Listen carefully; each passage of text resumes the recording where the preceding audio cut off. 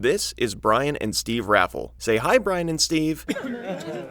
Together, these two Wisconsinite brothers founded Raven Software in 1990, working closely with id Software in their formative years, who were also based in the capital city of Madison. It's so important to Raven's identity, Wisconsin takes up a majority of the About page on their website. Damn, this place looks cool as hell. I might have to visit someday.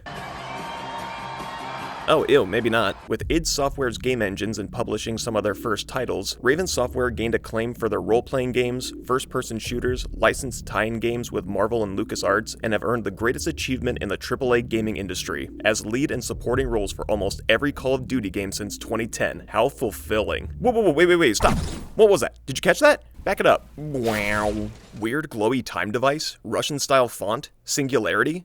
Yep, that's Singularity, alright. This would be Raven Software's last original intellectual property before going full-time with development on the Call of Duty franchise. The game did enjoy some decently positive reception from review sites on release, but from what little I could find, it seems like it barely cracked 500,000 sold units, well below Activision's expectations at the time. So, what happened? Was Singularity not as good as reviewers made it out to be? Or was this another in a long line of stories about corporate meddling in the game industry? The answer may surprise you. Hi, I'm Topher, and the Void calls to me more and more every day, and in this video, I want to take a look at Singularity, its story, unique mechanics, as well as its shortcomings. I'm going to explore the broad strokes of this game's story while occasionally zooming in to analyze the finer points, so here's your spoiler warning. Basically giving everything away. It's only $30 on Steam, and it's well worth the money. If you just want to end the video here and save yourself some time, then that's basically the short of this video. With that, let's go back in time. That was terrible, I'll rewrite that later.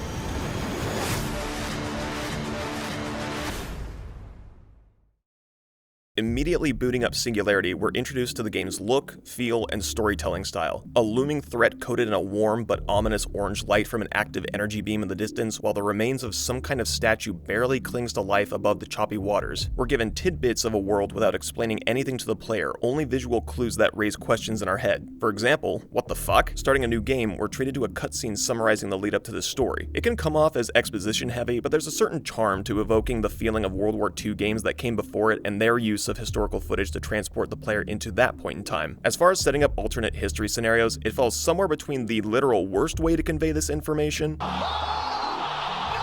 and one of the better examples that has you playing through the before and after of consequential events. In Joseph Stalin's attempt to match the nuclear capabilities of the US after World War II, the USSR begins expeditions to mine uranium off the coast of Russia. What they find instead is E99, a rare element that's just as promising an energy source as it is unstable. Seeing the potential in world power superiority, Stalin dumps fuck buckets of money into the project, headed by Viktor Borisov. Remember this name. Don't worry, you won't have to do this very often. On a remote island for experiments, Katorga 12. The push for field experiments ramps up under Stalin's successor, and in its 1954 debut, leaves no survivors. The project was canned, all evidence was buried, and Russia wiped their hands clean of any involvement with E99. Almost 60 years later, American surveillance catches a massive radiation spike off the coast of Russia, and since Russia is like, I don't know, a special forces team is launched to investigate. It only takes seconds after assuming control of our player character, Nathaniel Renko, to notice Singularity has an identity problem, as the cutscene ends with a POV drop from satellite imagery to the first-person view of our character with a green conduit typeface style name over your team member, Devlin, and using the same voice actor from Modern Warfare 2's Overlord for Titan 1 Actual. San Bravo, we're reading 70 bogeys in your sector. Please verify. Spartan Team Titan 1 Actual, you are now entering Russian airspace. Proceed with caution. This obviously isn't that big of a deal and probably has more to do with reusing assets under Activision's umbrella, but it's telling that its first playable moments regurgitate elements from a more familiar, more established brand. Brass must be scared shitless if they're willing to risk an international incident sending us in like this. Oh my god, Nolan North? I can't escape this fucking guy. He was the hot voice actor in the 2010s, so I can't even fault them here. The first signs of weird fuckery begin right before even touching down, as the submerged statue from the starting screen deteriorates in front of our eyes. These quiet narrative breadcrumbs will inform us of what's going on before we even know what's happening, and makes for better storytelling than just telling. After this, the next breadcrumb we experience comes in the form of an entire baguette that hurls us directly into the plot. We're reading a radiation spike on your vector. Oh shit! It's an EMP!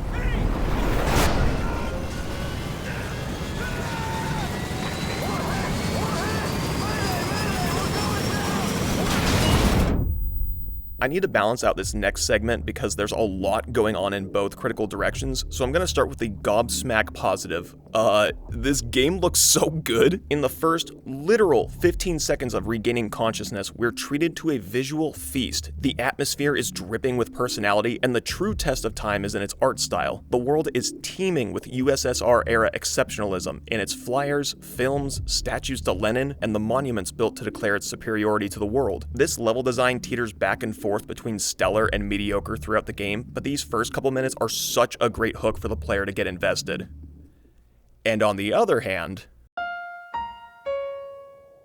I'm not going to sit here and act like the authority on the matter. I played Singularity a few years after playing BioShock on the PS3 and did not make the connection myself. But reviewers sure did. Game Informer stated that the architectural design feels like it was stripped from the notebook of BioShock's Andrew Ryan, and that Raven Software doesn't hide the fact that Singularity is heavily influenced by BioShock. IGN noted that Singularity draws inspiration from games like BioShock or System Shock 2. Eurogamer just flat out said, sometimes it's a lot like BioShock. It even looks like BioShock. The art direction can be debated as to the overall look of the game. They're both moderately stylized and cover roughly the same time period within their stories. What's harder to defend, though, is rhyming within some of its narrative and features. Audio recordings are scattered across the island, same as audio diaries from the BioShock series. But Singularity is different because you can't revisit collected recordings in the pause menu. Ghostly apparitions of events past, turning syncs on and off, this is blatant theft. But more glaringly, having a two-handed gameplay mechanic of weapons in one hand, supernatural abilities in the other, and an aerial vehicle crash land on the outskirts of the inciting location. This isn't to say that someone copied someone else's homework. In fact, Dan Vondrak, creative director for the game, told Gamasutra in an interview not long after its release that they had a working prototype of the game before BioShock's release and realized they just had to roll with the comparisons even though this was their vision from the beginning. It's perfectly reasonable to acknowledge that parallel thinking does occur in creative media fields, but throughout the rest of the game we're going to find that there's a whole smorgasbord of inspiration that seems to be derived from other properties, and I'll call them like I sees them. After learning about the death of one of the island's main scientists, Dr. Nikolai Demichev, this is the only other name you have to remember, I swear to God, we enter the registration building to see a replica of Katorga 12 for all onboarding citizens to interact with. Not only a cute little way to show the player every place they'll be exploring throughout the game, but also a fun world-building exercise to show how much work went into creating these E99 experiments. As we head deeper into its halls, another massive explosion hits the island, with a slight twist on the first.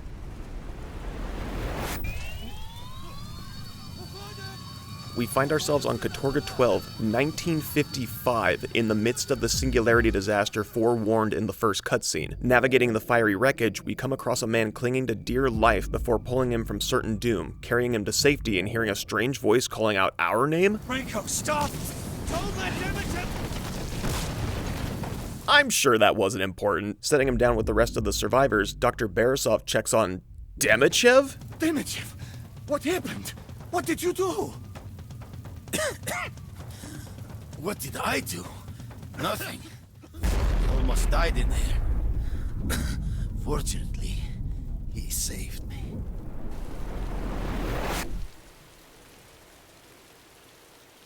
Okay, now we're getting somewhere. This is unironically such an incredibly powerful story beat to get players enthralled for the rest of the story. The double-edged sword, however, is that this time manipulation set piece so early in the game is also the most cogent and will only get sloppier from here on out. The abandoned village ahead of registration amplifies the sense of loneliness and devastation surrounding the Singularity event. As we find notes and audio recordings, we discover it wasn't solely the explosion that wiped out the citizens, but that they were abandoned. Ships left the island unoccupied while the radiation fallout slowly destroyed the population by death or mutation to bury the utter failure of the experiments, a very Chernobyl way of throwing a blanket over top and pretending nothing happened. The atmosphere of this section turns it into a horror light excursion, which makes finding our first weapon all the more relieving. The Centurion is a pretty standard revolver with a low rate of fire and small ammo pool, but it's all we've got against the first enemies of the game, the mutants. What happened to keeping the Western influence out? Oh my god! Oh my god! You can't do that! Mutants are the result of extreme E99 exposure, something alluded to in movie projectors spotted around the island. Even in groups, they're pretty easy to take down, but their presence within the narrative frame makes them horrifying, and only sporting the Centurion with very little ammo to start makes them feel more intimidating than just their creature design alone. Trying to make our way through the school, we discover that E99 was tested on children, having separated them into different tables and using a variable group to add E99 to their school food. We can see the results of these tests imbued on one of the tables, a sort of genetically altered fungus or plant-like substance that's left its mark decades after trial runs. One of the apparitions has the kids climbing under their desks as the teacher senses some sort of impact, visually showing us there were no survivors. Coming from the team that would eventually dip their toes into every Call of Duty project going forward, it's kind of impressive that they would show child death on screen that the larger, more sterile series pussyfoots around while asking you to think about the implications of these actions. And one last thing about this school setting, it has my favorite ghostly apparition in the form of school kids screaming at the mutant lunging for them until you realize, as it's happening, that the mutant is in the present timeline while the kids were most likely freaking out about the Singularity explosion. Such a creative way to manufacture a genuine jump scare using environmental storytelling. We finally reconnect with Devlin, switching the game plan to making our way towards the radio tower to contact Titan 1 and, in his words, Get out of this circle, jerk. beautiful. We also collect the Valkyrie and Volk while we're here, our AK and shotgun for the game, respectively. I won't dwell on it long. Aside from some cool exceptions later on, most of the weapons are pretty blah. A lot of them are nice to look at, have delicious reload animations. Special shout out to my shotgun boy, this is like melting butter on a medium heat griddle, but feel mismatched compared to their weightlessness and lack of impact in combat. And weapon lockers can be found throughout the world that are nice for re-equipping any guns you've found along the way in case you have a preferred playstyle, but is also the hub for upgrading your weapons with weapon cases you can collect by scouring the island. The only upgrades available for all weapons are clip size, reload time, and damage output. It's a fine enough feature, but combined with the generic lineup of weapons, the whole thing is very lackluster. Reaching the radio tower, we can't get in touch with Titan 1, but we do get a response from somebody. Does anything work on this goddamn island? Of course not. This place has been abandoned for nearly 50 years. At least, it was supposed to be. Demichev sticks his men on the pair while they hunker in the bunker, pushing back against endless waves. We get extensive time with the Kasimov that has a fun slow-mo bullet time feature that's satisfying to use and picks off multiple soldiers without breaking a sweat. The two realize they're overrun and escape out the back, only to be captured and brought to Premier Demichev. This whole scene is great, starting with a fake out that Demichev remembers us from our quick trip to the past. You are Captain Renko, are you not? Don't look so surprised. Your name's right on your uniform.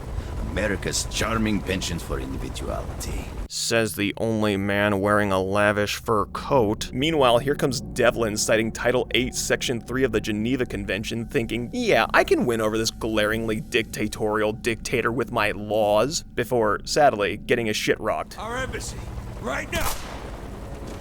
They realized they didn't have any more Nolan North money and axed him. Rest in peace, Devlin, you nerd. And then it's like, no, he does remember you from your quick trip to the past. How is it you haven't aged a day in 50 years? He asks about something called a TMD, and before he can kill you as well, his crew gets fired upon by another adversary and we narrowly escape into the administrative building where Renko finds a new player in the story. Catherine. Catherine briefly explains that she's part of an organization called Mir 12 that's been trying to investigate Demichev and his rise to power based on scrawlings from an old journal with Renko's name in it. Ooh, mysterious. She's so prepared, she whips out her laptop and opens up a PowerPoint presentation that not only tells us how history deviated due to our meddling in the past, but strangely also explains the origins of E99 and Katorka 12. Again. Fellas, it's been an hour and a half tops. Why are we getting the Cliff Notes version of the first cutscene? In this warped timeline, Demichev harnessed the power of E99 to achieve world domination while Borisov mysteriously passed away. And here is where all of the trippy time shit starts to unravel. Have you heard of the grandfather paradox? It's a good one. It's a time travel hypothetical in which a grandson goes back in time and kills his grandpa, thereby ceasing to exist in the future. But if he ceases to exist in the future, how does he exist to go back into the past and kill his grandpa. It's very easy to poke holes in the concept of time travel, so if you want to tell a story regarding time travel, you have to keep consistencies in mind. In this case, if Demichev achieves world dominance after waging war with every country on the planet, then the America we know in the unfettered timeline would now be under Russian rule and wouldn't send a reconnaissance team to Katorga 12 to investigate the radiation disturbance. But then how is Renko here to change the timeline to save Demichev? There are mentions of parallel timelines later in the game with a fixed point by which future lines deviate, so there's an assumption that Renko is just jumping timeline to timeline with each altering event. But I think this is worth mentioning since the endings to the game imply an erosion of America's independence that this timeline does not. The more you think about it, the messier it gets, and it will, so I'm just gonna leave you with this.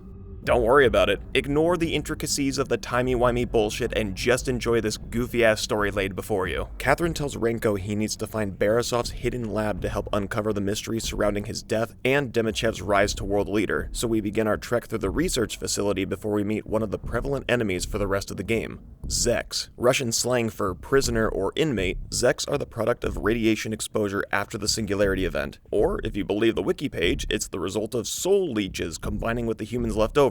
And yeah, they are in the game later and found in concept art, but they're never mentioned by name in the story, so it's not important. Unlike the mutants, whose core faculties were worn down by contact with E99, Zeks have been fused with the elements wrought by the Singularity, and display both incredible physical prowess, as well as the ability to phase themselves and objects in and out of temporal planes, rendering them invulnerable when they phase out. On their own, they're easily outgunned, but in groups, they prove much more formidable, as witnessed by the first room they're introduced. Demichev's forces slaughtered and skewered to the building walls, a warning to stay out of their domain. We reach the underground lab and find the TMD stuck in temporal limbo, the rusted halls juxtaposed by the vault, untouched by time. This part also suggests that you shouldn't look too deep into the time aspects of the game when Borisov's pre-recorded message begins to explain the inner workings of the TMD, and then the device, or TMD as I come to refer to it, uses...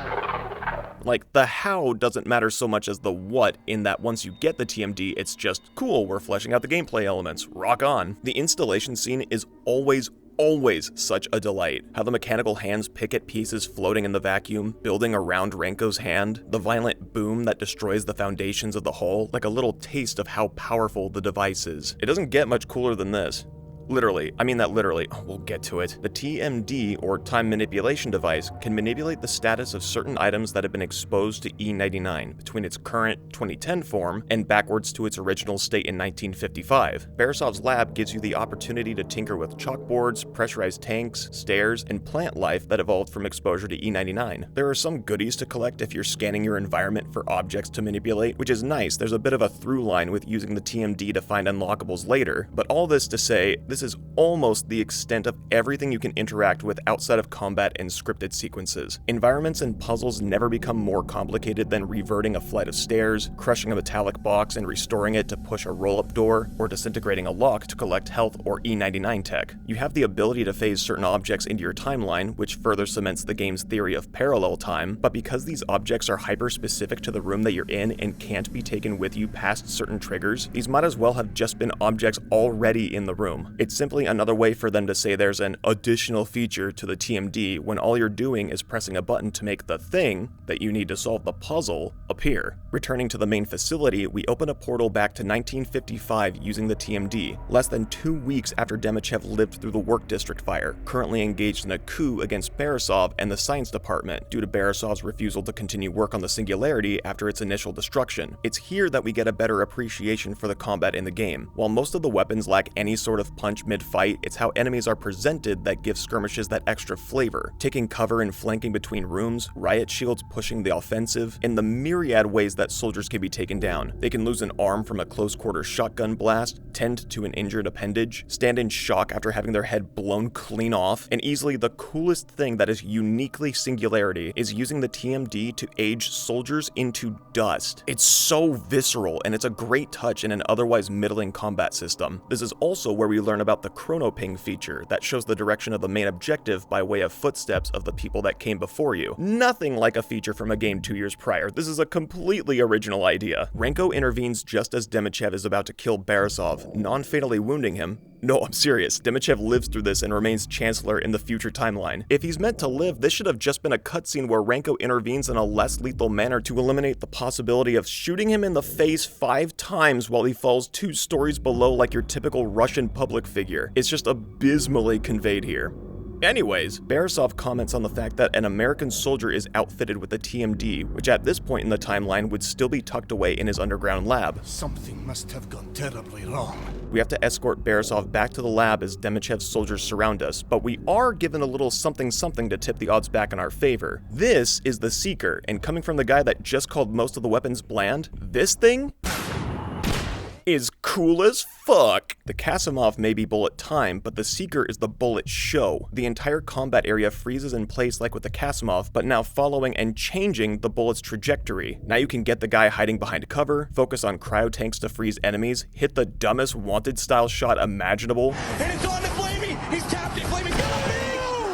What in God's name is that from Stacks? This gun unbalances the fuck out of encounters, but when the point of the game is making you feel like a god sent to strike down every firstborn of both people and animals, Exodus 12:12, mission accomplished. I won't sit here and pretend that the gameplay is groundbreaking, but it's constantly adding weapons and features that flesh out the combat playground until near the end of the game. In the case of the Borisov escort, the Seeker, and propane tanks that can be used to destroy groups of soldiers in small spaces. For the most part, these additions are unique enough and enhance the player's arsenal, and I'll be sure to comment on them as they pop up. We return to our current time to find that Borisov eluded Demichev's grasp almost 60 years on and tells us to meet at the tower in which he holed himself up. This is where we find the first augmenter in the game, stations built by Borisov in this newly created timeline to help us on our journey. All of the E99 tech we had been collecting up to this point can finally be used to upgrade our TMD, create equipment that gives us buffs in combat, and increase our health, stamina, TMD energy storage, and other upgrades from finding blueprints and bioformulas found across the campaign. Here's your Topher Pro tip for the video. You only have one equipment slot available initially, so save your money, your tech, whatever, for the Scientist blueprint in the control tower, which gives you the chance to double the amount of E99 tech collected per pickup. This blueprint shows up over halfway through the game, so it's near useless at this point, but even on hard difficulty, this game is not that hard, so it's not worth putting tech into improving accuracy or collecting more ammo from enemies. And there isn't even a New Game Plus option in the game, which... how big of a slam dunk would New Game Plus fit into the story here? Aside from being able to actually upgrade every weapon, meeting Borisov for the first time in 1955 with a pre-upgraded TMD to have him say something like, "This is not your first time coming back here, is it?" would be so satisfying for return players. Save the E99 tech for bumping the stats of your TMD powers, and then worry about bolstering your health and other upgrades. And be sure to equip it, unlike me in my first revisit to the game, thinking by the end, why hasn't any of my tech pickups doubled? Moving further through the research facility, we also come across the first TMD upgrade station, another device built by Borisov to add to the TMD's list of abilities. Here specifically, an anti-gravity feature to pick up and launch objects. This becomes useful in opening up the path moving forward, finding hidden items underneath small barricades, and redirecting enemy projectiles back at their forces. Getting on the elevator to the upper administrative floor, we get a glimpse of an adversary we'll face later, the Zek King, one Zek to rule them all. Along the way, we start to see scrawlings on the walls, someone warning us that Mir 12 was wrong and don't trust Borisov, alluding to the idea that things aren't exactly as they appear on Katorga 12. We eventually enter the arena with the Zek King, with maybe one of the most baby shit bosses in a mature rated game ever. Like the lesser Zeks, King can phase in explosive barrels from different timelines which have to be grabbed mid-air and thrown back to him. With this massive windup, it's like you're playing catch with a toddler. Here it comes. Ready? There you go. Now throw. Once his armor has been broken, you can shoot at the glowing weak spot on his chest, the source of the Soul Leech, as it relocates itself to set up the next phase of the fight, which I guess is more confirmation of the Soul Leech thing, although this could just be specific to the Zek King, but I'm not going to worry about it too much. Remember, don't worry about it. King switches to a melee playstyle, giving us the opportunity to shoot him in the back when his hammer gets lodged into the ground. This formula doesn't get expanded upon. The closest it gets is with regular Zeks entering the arena while the King phases out for a breather. It is shockingly similar to the Titan Joker fight in Arkham Asylum in that I am not engaged in the slightest. Nevertheless, the beast is slain, and Catherine leads us to Borisov's tower while we fend off incoming Zeks, and this part is harder than the fucking boss fight, and far more rewarding in a gameplay sense, might I add. Don't worry, Catherine, I'll save you. It's mostly defending Catherine while she does the thing to keep us progressing, but the more narrow bottleneck level design and larger quantity of Zeks means we have our head on a swivel while managing our ammo levels and potential environmental benefits. This culminates in an electric fence enclosure while we wait for the elevator to arrive. You can revert power junctions to activate the electric traps for a limited time, but if you time it just right, you can basically prevent any Zeks from entering by stopping them at the fence. This makes this portion of the encounter incredibly easy, or if you'd like, you can view it as a nice little reward for completing your objective of reconnecting with Borisov. Plus, the blue electric light effects remind me of Infamous on the PS3 and makes me go, ooh. He meets us on the top floor and starts a projector movie of, oh my god, everything we already know in the game so far! Singularity, what are you doing? Catherine already told us this information, and you already told us this information! How many times do I have to hear that the Singularity exploded, killed a ton of people, the island was abandoned, Demichev started a war with the world, and became Chancellor? The new information we get is that in order to stop Demichev from rising to power, we have to destroy the Singularity back in 1955 with an E-99 bomb, the only thing strong enough to take itself out, and this E-99 bomb will be found on a sunken freighter in the harbor past the railway system. Also, this has no bearing on the plot, but I cannot let it go unsaid. Borisov has diary entries littered across his lab, detailing his time spent in the tower, hidden away from Demichev for 60 years. One entry notes that after he ran out of non-perishable items, he resorted to making soup out of the irradiated ticks that spawned as a result of the Singularity fallout, making a cleansing mixture of garlic, oregano, and a special Katorga spice that subsides radiation. I don't know if the humor was intentional, it just reminds me of Dave the Barbarian making a megaphone out of string, a squirrel, and a megaphone. Far be it from me to criticize someone trying to survive, but an E-99 bomb sounds exactly like something a guy who has subsisted on tick soup for decades would make up. The next upgrade we acquire is Deadlock, a giant orb that slows time. This works to freeze enemies in place, create a shield from projectile fire, and for larger threats, makes a slow-mo barrage of bullets that wipes them out in seconds. This is a great tool during more hectic fights to control the flow of combat, and visually, aesthetically, and gameplay-tically, it is my favorite ability to play with. Descending into the sewers below the rail line, we come face to face with Borisov's food of choice, the phase ticks, insects mutated by E-99 into ravenous little shits that are harmless on their own, but deadly in groups. Aging up a phase tick turns it into, like, an alpha tick that turns on its own and attracts the ire of the rest of the group, which makes picking them off a little easier. On our way out of the tunnels, we meet something a little bigger than a tick.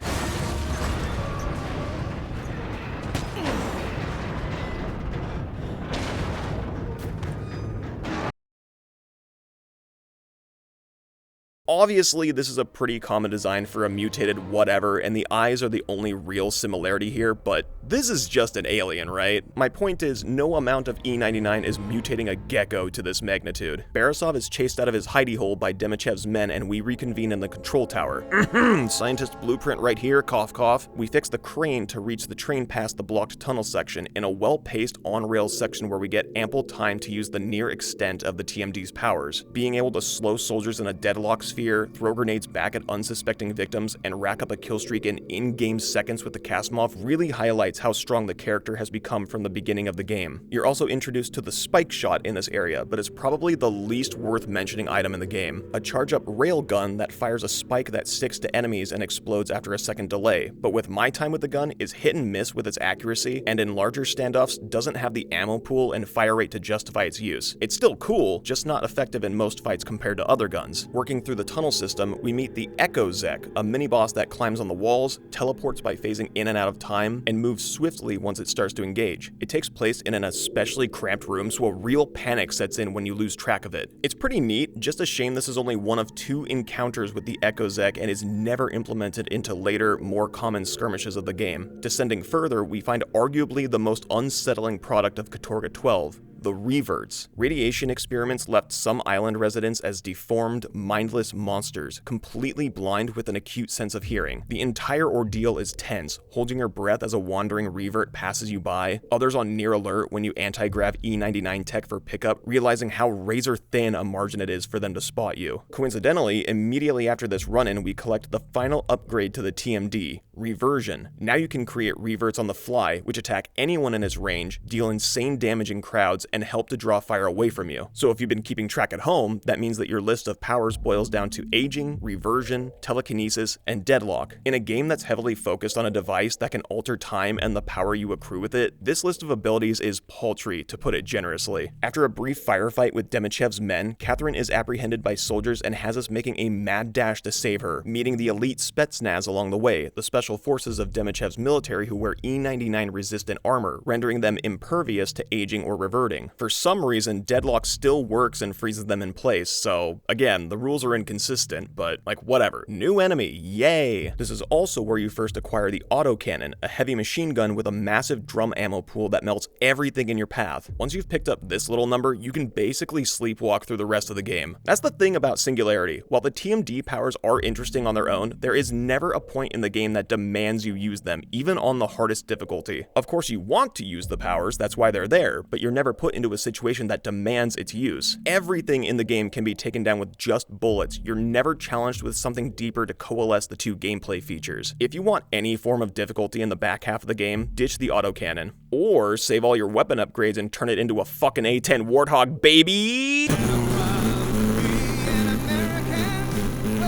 We finally free Catherine from her restraints and fix the train by using an amplification platform to revert the engine to its 1955 glory, crossing the bridge to find who else but Cloverfield? It's a simple game of glowing weak spots with attacks that seem to have a massive hitbox. I mean, I'm on the left side while he's attacking right, yeah? This isn't just me? Someone validate me, I'm good at games! We use the same amplification platform to age it to death? Fry its brain? I don't know, it just falls off and we resume course. It's a nothing fight. I literally just got done talking about how you can kill everything with a gun, and this fight has zero options to use the TMD outside of effectively a cutscene. It's ugh. On our way past the rail yard, we find another message on the walls. She's going to die. I mean, that could be anyone. We arrive at the central docks just in time for another Singularity event, transporting us back to 1955, 2 days after Demichev's failed coup, with the freighter, the Pearl, sitting in port. This section has the most versatility for the two-handed combat, with the Seeker, cranes that can be rusted to drop cargo, and little nooks and crannies to explore the dock for weapon upgrades and tech. It is a crying shame then that this short little section is the best example of merging these playstyles to experience everything the game has to offer. I have a theory that since this section of the game was used heavily in its initial marketing, it was one of the first or prominent areas of the game they worked on, and everything that came after didn't get nearly as much attention by release, so most other fights feel barren in comparison. I can't verify that, it's just a hunch. One might say, a game hunch? We use an amplification platform to raise the Pearl from the dead after returning to the present, Barasov noting that, due to its size, the restoration time is far smaller than other objects and will eventually revert to its 1955 form. And I see you scratching your head, just like me, wondering, restoration time? This is the first we're hearing about it near the end of the game, and yeah, it makes a good ticking time bomb for the situation, in which we're literally trying to find a bomb before the ship sinks again, but that means, with enough time, any item we restore to its original form will eventually deteriorate. Of course, in practice it doesn't work like this, but narratively it's neutering the already limited selection of powers we have. No, they're making the TMD lamer! The freighter begins to rust across every hallway as we make our way to the rear cargo hold, but not before collecting the next weapon in the lineup, the Defects Launcher, a grenade launcher that fires normal rounds as well as grenade balls that can be remotely operated and detonated at the player's leisure. It's good for taking out targets while you maintain cover behind walls, but operating it can be finicky when you don't know its placement on the map and doesn't have a high enough damage output without upgrading it. Like the Spike Shot, it's a cool concept, but not that big of a standout weapon this late into the playthrough. As the Pearl begins to degrade and sink, Catherine intervenes to keep Demichev's men at bay. Catherine, stop! Where are you going? To the freighter! Renko, I'll be there in a minute and draw the soldiers' attention away from you. Renko finds the E99 bomb, having to hurry out of the Pearl before it plunges once more into the harbor. But actually, the ship is taking on water in real time, and it's also electrified, so there are real stakes to getting out in a timely manner. I like that. I have nothing else to say about it. We escape the Pearl before drowning, passing out under Barasov's care and regaining consciousness back in his hideout. The very first thing he tells us as he stirs his phase tick soup is that Catherine died trying to help us get back to dry land. No, I'm serious. She was shot, just as the ship started sinking. Just off-screen, no cutscene, nothing else explained, just poof. Bye, Catherine! The E-99 bomb by itself is useless unless it's recharged, having to head into the processing facility to find something that can power the device. Moving from the service tunnels up to the water reservoir, something new catches our eye. The Radion, a mutated spider, I don't fucking know, is a massive unit that fires projectiles and has an armored front. But this far into the game,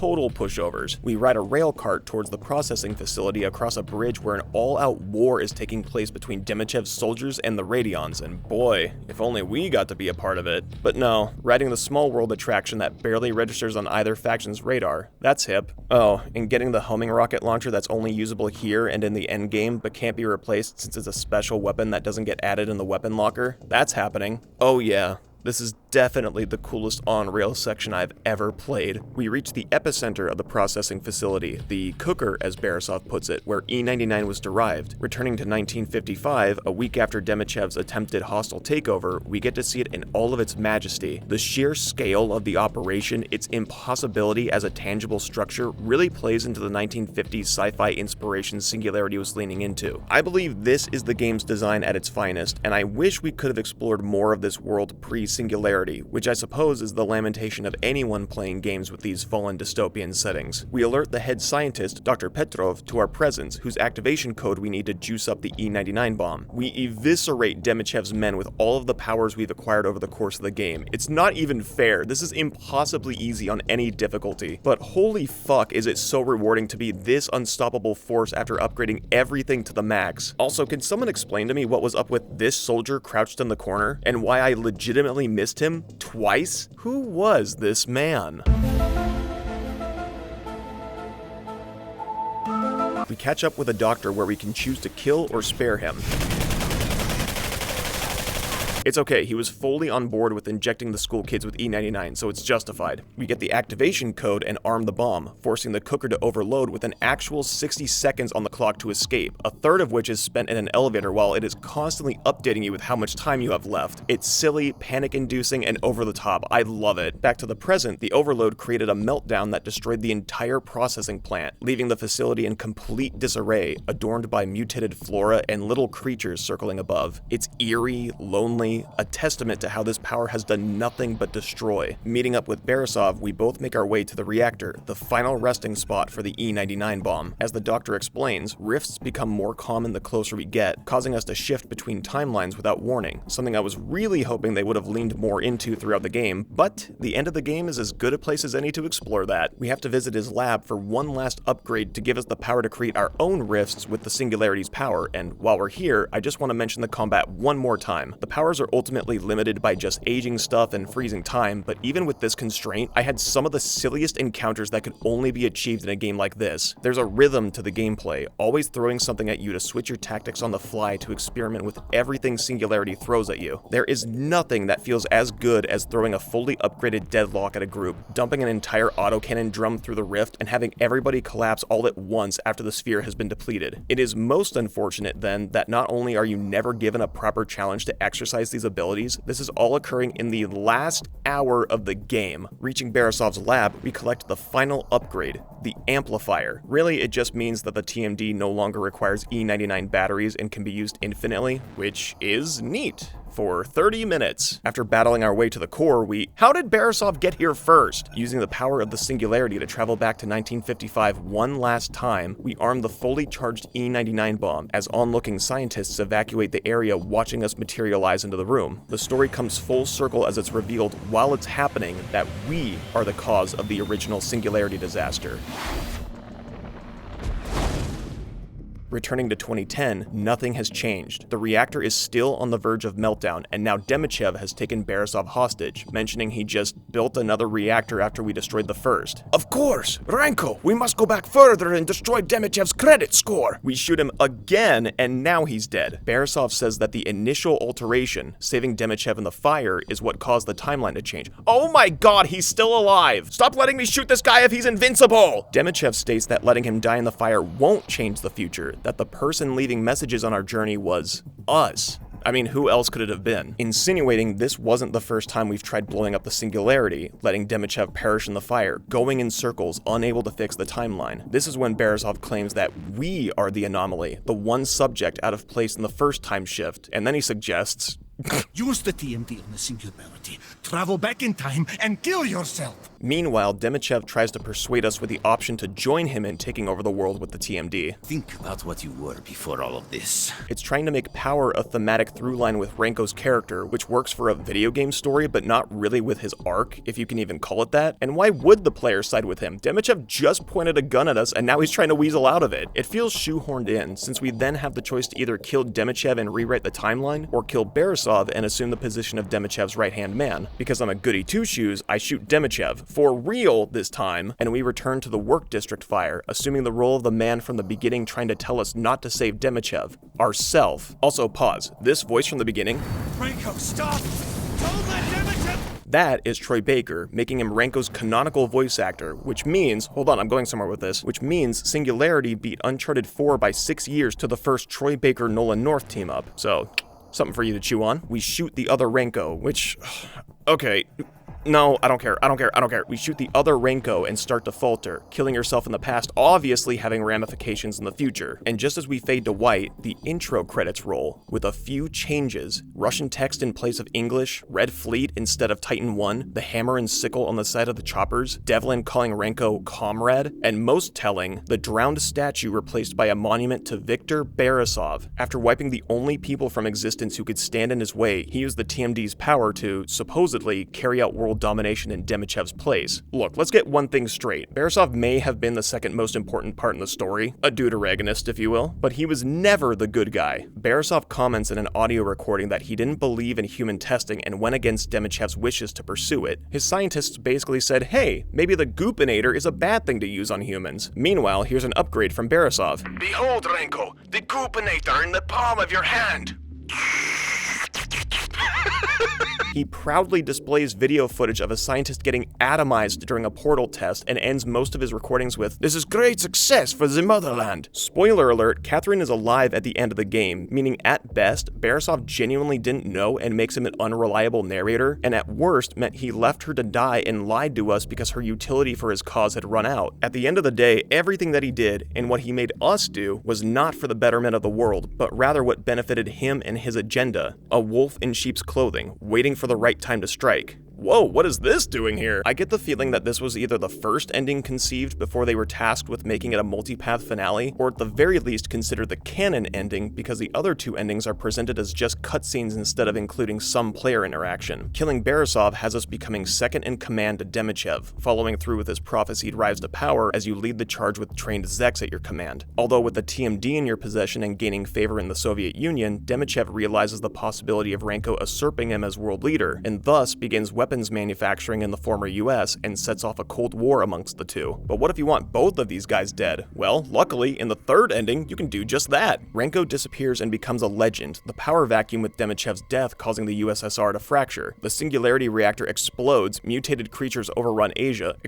New China, and a fledgling army is amassing support in former America under the leadership of a man with the power of God. Ooh! These endings are all pretty bleak, and probably done with that intention. There's a common motif of power and predestination baked into the story, that no matter how much we try to change the past, these events always play out with slight variations. When we go back in time to fix some facet of the future, each rift back to 1955 is always later than the one before. Obviously, it's to show the progression of the 55 timeline, and a linear game is gonna linear, but it's also a subtle indicator that these events have to happen. Time is the greatest opponent. It's playing a trick on the player to give us the sense that we really have some say in altering it, but it's always preordained, as if it has the final say in the matter. There's a level of futility in these endings. All of the power in the world can't save us from these dark fates. Damn.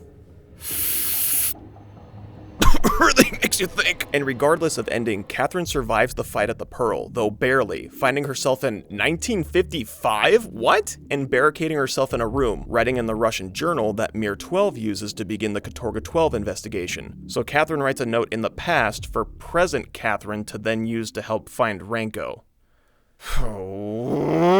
And that is Singularity. You can see the game this almost was, if these ideas were pushed a little further, if the story elements had been a little more refined. The TMD abilities are the farthest thing from fleshed out, but what's here is very realized and makes for satisfying gunfights. The story is fucking nonsense, but if you ignore the rules of quantum theory, then this is just a fun romp going back and forth through time trying to stop the mustache-twirling Russian villain who became very popular in the 2000s. For the meager amount of time you play in this world, the game is fine. I would rate it, but that's not the whole story, is it? We need to travel back one more time to the beginning. The very beginning.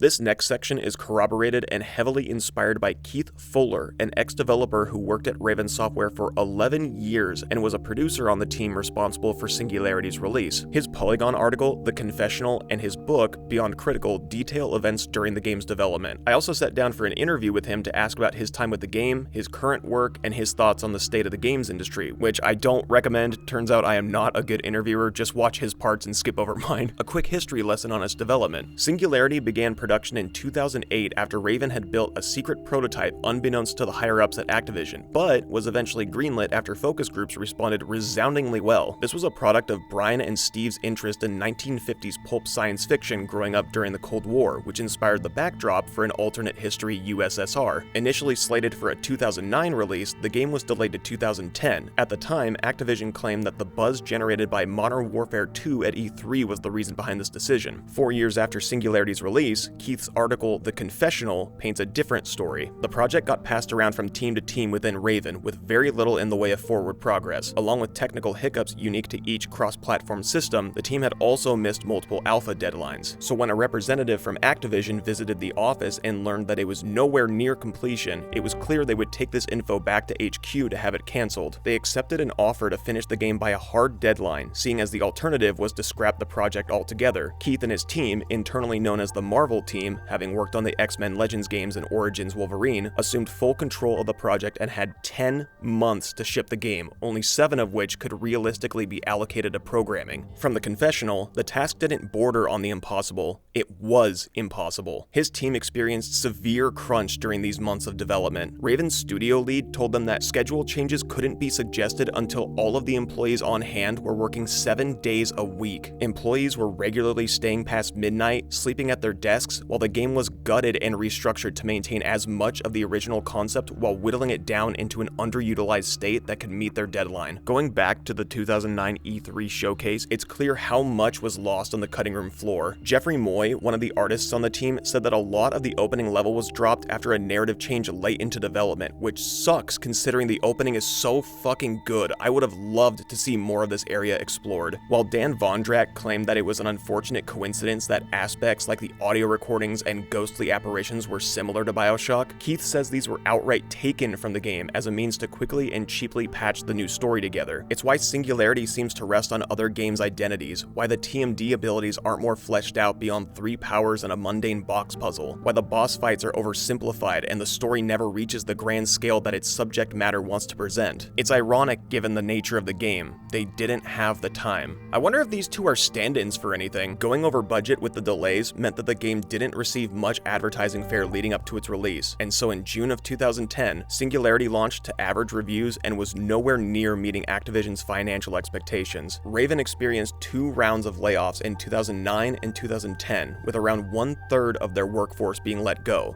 Keith included. Raven would eventually become attached to Call of Duty Black Ops the same year and has been a solely Call of Duty developer in leading and assisting roles ever since. Keith Fuller quit the games industry to pursue leadership consultation for game studios with his own company, Fuller Game Production, working with employees and management to streamline development while also creating a healthier work environment. To paraphrase him, bad game dev cycles are important for learning what not to do and apply it as you grow as a developer. Beyond Critical talks about the shortcomings of Singularity at every level of the business, from the original team missing initial deadlines to the poor state of communication from publisher to developer. Even he feels responsible for not having spoken up sooner about the true state of Singularity's development, that maybe they could have avoided the waste of bleeding employees from other teams. Whatever the case, he brings this up because accountability and learning when you've made a mistake helps to inform decisions down the line and maintain schedule by adapting. And this is a great practice, truly, but with all due respect, if the only people who are learning from these situations are the ones at risk of losing their job over poor sales, and the ones at the top can take an axe to teams despite the quality of their results, then who is really benefiting from this current industry standard? Over and over, you hear about managerial overreach, dramatic shifts in series over time, horrible executive behavior, microtransactions, macro-transactions, buyouts, layoffs, closures, bonuses, but only for the higher-ups. Bobby Kotick, more like Bobby Ko-Dick. In the never-ending pursuit of infinite growth, some companies are more than happy to exploit the developers passionate about their operation, as well as consumers who are inundated with predatory live service features in a game they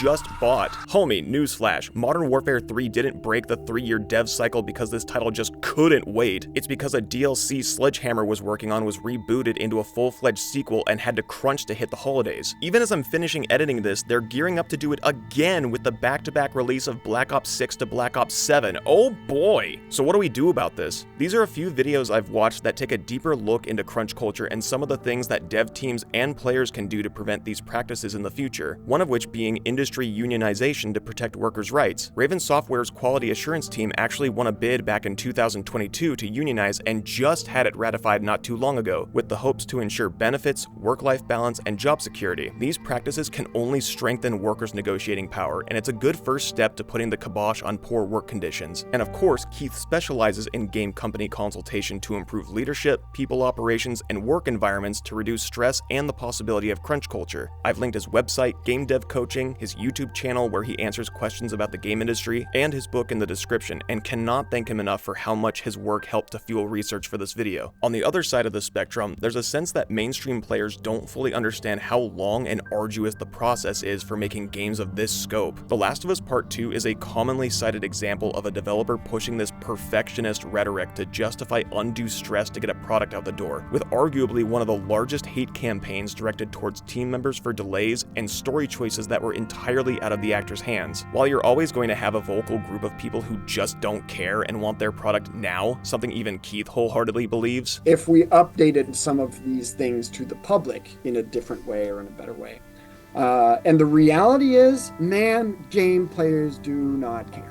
I think a better understanding of the game-making process would go a long way to quell some of the more vitriolic opinions online. And if you don't want to support companies who have no intention of improving their studio's work practices, you don't have to. The indie game scene is the strongest it has ever been, with its own host of problems and risks counter to the AAA business, but less beholden to making something with mass appeal and meeting a financial criteria. If you go looking, you are bound to find something that is right up your alley. Flying Knight is a recent solo and co-op dungeon crawler that's a great time with a friend, and the developer, Wababoy, is working on a first-person spellcaster called Sorceress, so be on the lookout for that. One game I found during Next Fest was Radiolight, what looks to be a spooky Firewatch-style game with an ominous atmosphere and a killer soundtrack. The full game is coming soon, but the demo is still available if you want to give it a shot. Salui, I hope I'm pronouncing that right, develops survival horror games inspired by PS1 titles, but I specifically want to shout out their latest release, The Fear Business. Delightfully dreadful environments, campy dialogue emulating old horror tropes, and the constant presence of a stalker-type enemy make this an enjoyable few hours. I also happen to have the world record no major glitches speedrun time, so I need someone to dethrone me. It's lonely at the top. Check out this segue! The any percent speedrun record holder, Drewbastank, plays a ton of indie titles and recommends White Knuckle, Pigface, Secret Agent Wizard Boy, all currently in early access, One Way Home, and Carnival Massacre. Give him a look if you love horror titles, and while you're at it, be sure to check him out at twitch.tv/you guessed it, Drewbastank. And of course, I would be remiss not to ask Keith what he's been playing. I have 20 minutes that I would just like to be sitting here in a quiet house being largely brain dead, and I think a mini golf game would be awesome.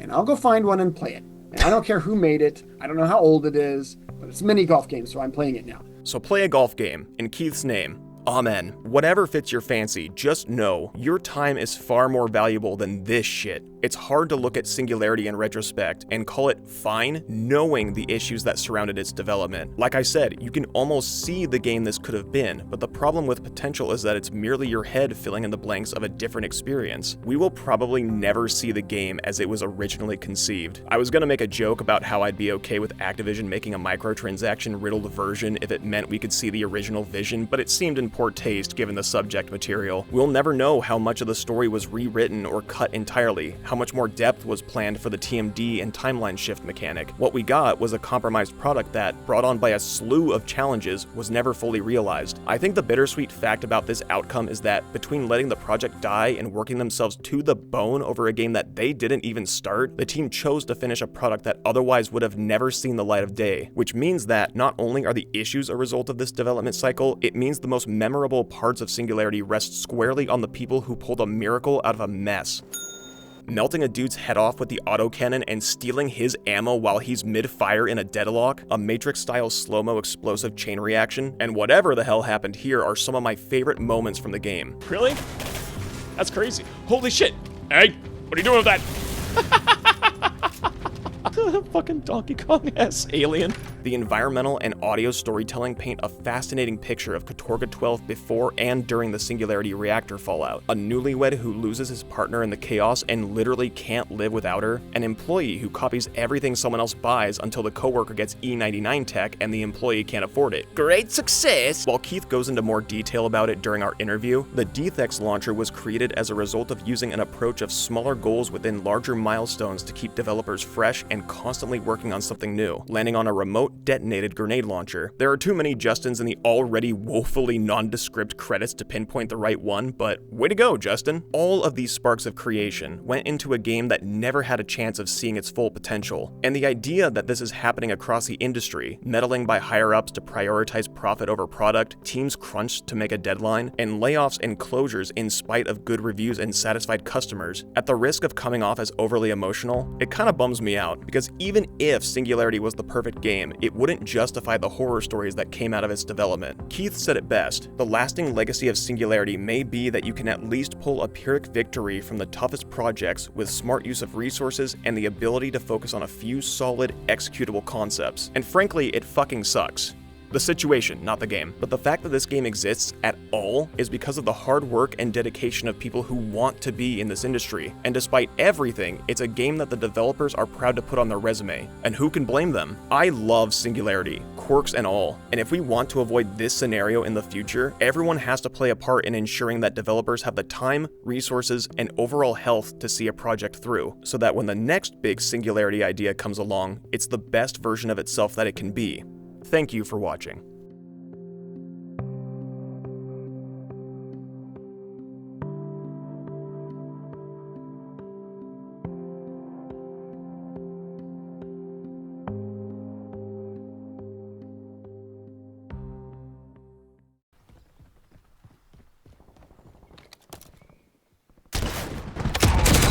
Kill yourself!